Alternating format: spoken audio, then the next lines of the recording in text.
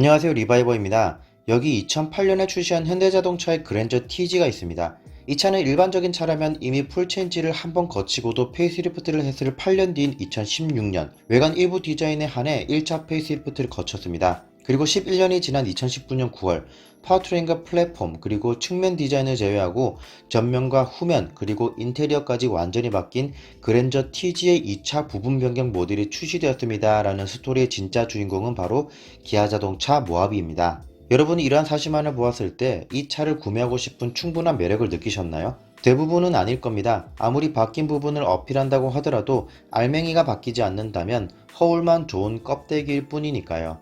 하지만 이상하게도 모하비 더 마스터는 다시금 잘나가던 전성시기와 비슷한 수준으로 돌아갔습니다.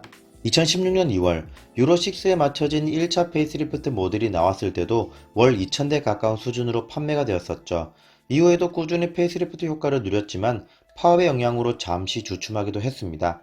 하지만 2017년 7월부터는 대형 SUV 시장에서 쌍용 자동차의 G4 렉스턴에게도 1위를 빼앗겼고 2018년 6월부터 포드 익스플로러에게마저도 3위로 밀려나기도 했죠. 모하비 더 마스터는 사전 계약이 7,000대가 되었으며 9월 한 달간 1,725대를 팔았습니다.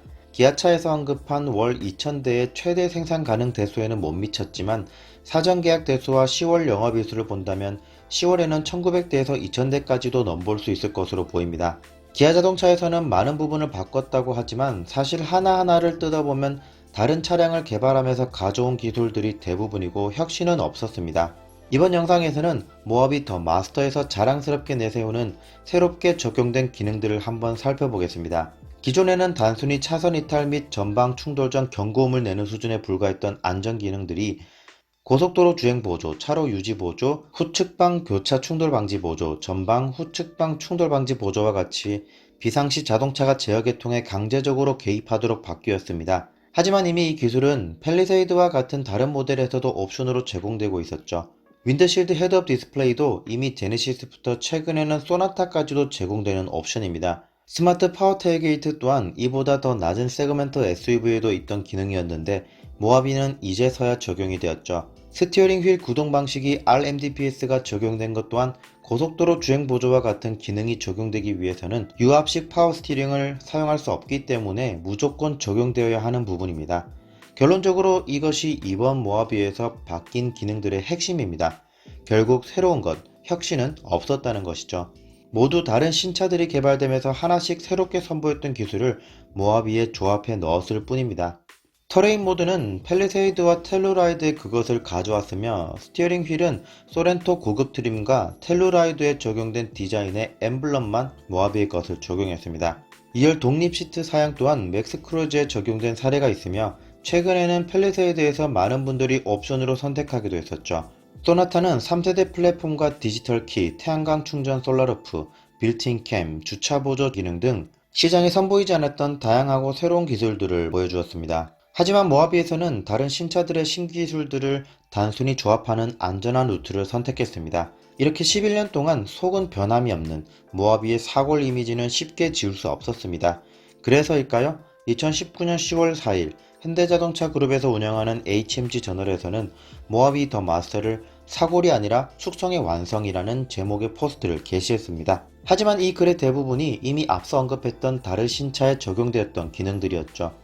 기존의 소비자들에게 불만으로 지적되었던 뒷좌석 승차감을 개선하기 위해 서스펜션 댐퍼 각도를 변경했고 앞뒤 댐퍼의 스트로크를 늘렸으며 바디 마운팅 부시를 재설계하였다고 했는데요. 하지만 이렇게 소소한 각도와 스트로크 변경, 부시 재설계는 어떻게 보면 출시가 11년이나 흘렀음에도 불구하고 이제서야 개선이 되었다는 것과 다른 차량들이라면 연식 변경이나 페이스리프트에서도 공개되지 않는 수준의 기술 정보를 쥐어 짜내는 것은 아닐까 생각이 들 정도였습니다.